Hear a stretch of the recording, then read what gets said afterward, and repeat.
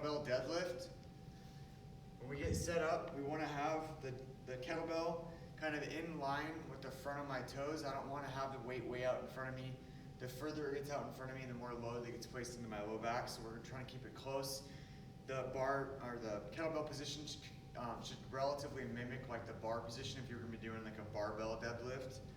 So as always with heavier lower extremity movements, positional bracing and breathing should be the first place that we start. So find your comfortable stance position. Most people try to get too wide when they do this.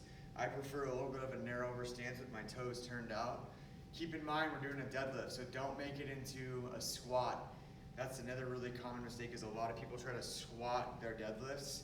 It's a combination of a squat and a hinge. So our bracing, get used to the cue of taking your hands and just reaching toward the ground as hard as you can. As you reach toward the ground, you'll feel your lats engage and you'll feel your chest engage. Your lats are big fan-like muscles that are going to help kind of stabilize your spine.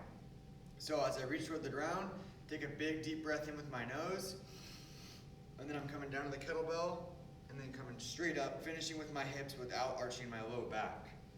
The pressure in my foot stays relatively equal. I don't have my weight too far forward. I don't have my weight too far back. I'm able to keep my foot grounded and stable. You should not be able to pick your toes up off the ground when you're down in that bottom position.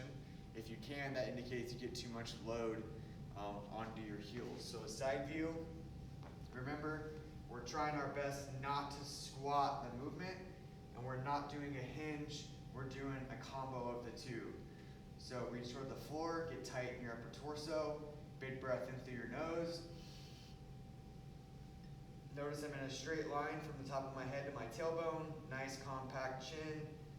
Grab the weight, stand straight up, finish with my hips without arching my back. When you stand all the way up, your shoulders should not get behind your hips.